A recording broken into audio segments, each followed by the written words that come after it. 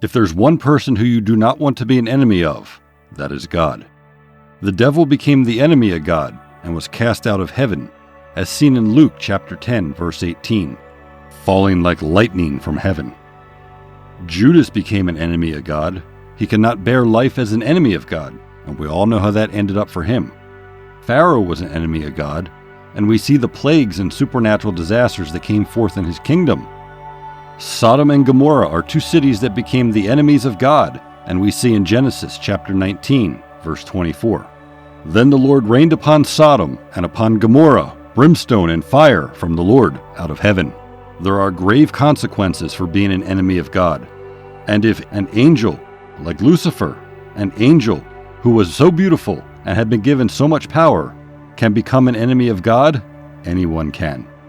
A magnificent being.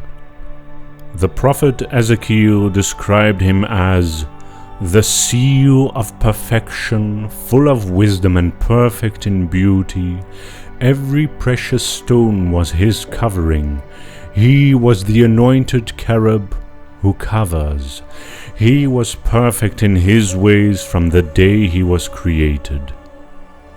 Lucifer was fully arrayed by the Creator to reflect his glory. And if a spirit as powerful and as beautiful as Lucifer can fall victim of the sin of pride, then we must be careful not to be guilty of the same. So how can someone become an enemy of God? You may immediately say, through pride, and even quote the verse of James chapter 4, verse 6. But he gives more grace. Therefore, he says, God resists the proud, but gives grace to the humble. You would be correct in saying this, but that's not what we're going to be looking at today. Most people know James chapter 4, verse 6, but a lot of people don't know James chapter 4, verse 4. Adulterers and adulteresses. Do you not know that friendship with the world is enmity with God? Whoever therefore wants to be a friend of the world makes himself an enemy of God. In this verse, James said something which should be obvious to us about enmity with God, but it's not. We can't be friends both with the world and with God. It's important to understand what James is not saying here. He is not saying that Christians should never be friends with non-Christians, nor is he saying that Christians should never engage their culture or with the people they meet. That's not what this passage is about. James is clear. Christians who choose to continue to live according to the wisdom of the world, driven by envy and ambition, seeking what they want above all else, are not living as friends of God.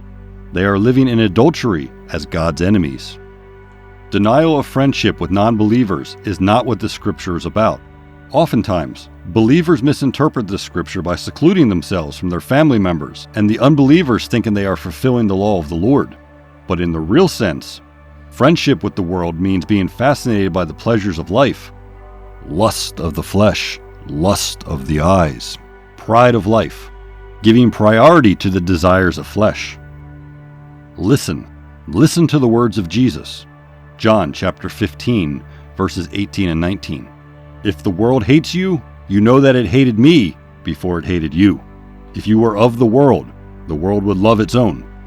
Yet because you are not of the world, but I chose you out of the world, therefore the world hates you. You know what this tells me? This tells me that the world will hate you. And if the world doesn't, that means you are not like Jesus.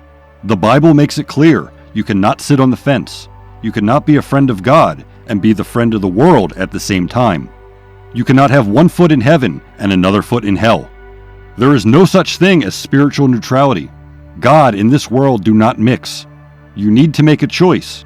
It's either you will offend and be enmity with God, or offend the world and be enmity with the world. Make up your mind. You have to decide. On the day of judgment, you will stand there on your own. When the books are opened, what will be next to your name? The enemy of God or the friend of God? Each day we get to decide. We see in Revelations chapter 20, verse 12 to 13, and I saw the dead, small and great, standing before God. And the books were open, and another book was open, which is the book of life. And the dead were judged out of those things which were written in the books, according to their works. And the sea gave up the dead which were in it, and death and hell delivered up the dead which were in them. And they were judged, every man, every person, according to their works. Oh my, oh my. When the books are open, just think about that moment when the books are open. When you see him opening the books that are spoken of in Revelation 20:12, what will you be thinking? Will you begin to think about each and every time temptation came and you managed to overcome it, but it came again? And you managed to overcome it, but the temptation came again. And on that third time you succumbed to it. Would you think about that? Will you then think about the secret sins that you have been hiding? You know, the sin that no one else knows about except you. What will you be thinking about when the books are open? You will stand there on your own. When the books are opened, what will be next to your name? The enemy of God or the friend of God? Each day we get to decide. Each and every day we get to decide. There is a time coming where people won't have this wonderful privilege of being friends of God. There is a time coming where God won't be accessible as he is. Isaiah chapter 55, verses 6 and 7. Seek ye the Lord while he may be found. Call ye upon him while he is near.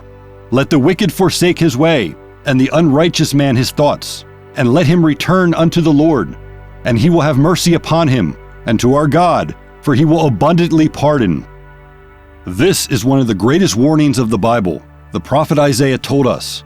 He told us this: seek the Lord while he may be found. We can conclude that this statement from Isaiah, the prophet, suggests that there will be a point in time, a point in human history, where God will not be found.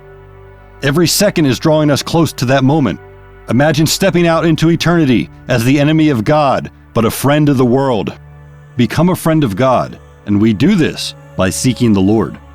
Seeking the Lord is diligently pursuing him, diligently making time to be in his presence, diligently pursuing the things of God to know his word.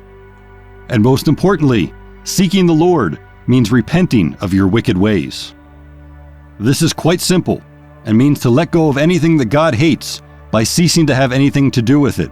This is not a suggestion, but rather something that one must definitely do if one is to return to the Lord.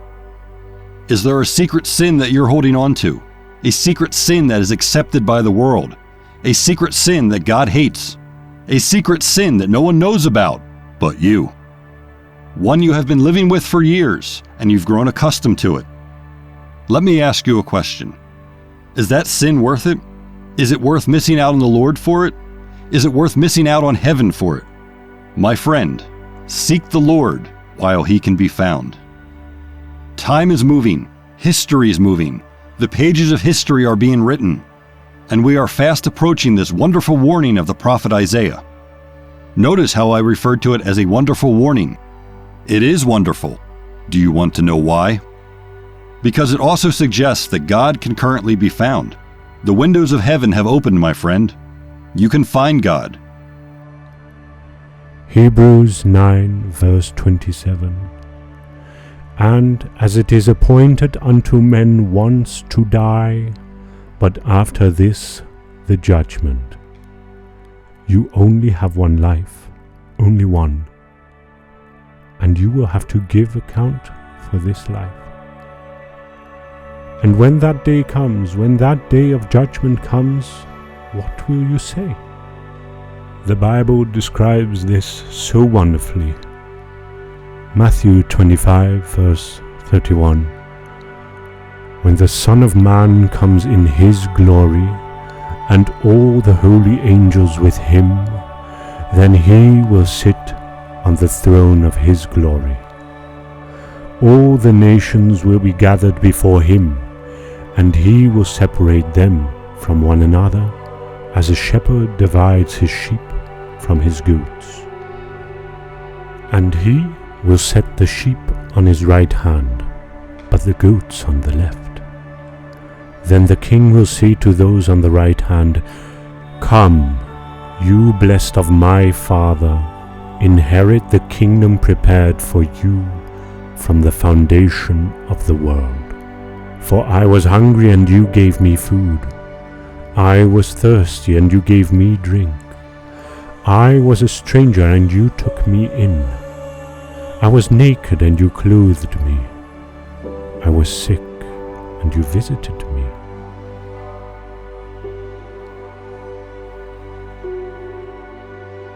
I was in prison, and you came to me. Then the righteous will answer him, saying, Lord, when did we see you hungry and feed you, or thirsty and give you drink? When did we see you a stranger and take you in, or naked and clothe you? Or when did we see you sick, or in prison, and come to you? And the king will answer and say to them, Assuredly I say to you, inasmuch as you did it to one of the least of these, my brethren, you did it to me. Then he will also say to those on the left hand, Depart from me. Will the Lord say, Depart to you, or will he say, Come, you blessed of my Father, inherit the kingdom prepared for you from the foundation of the world?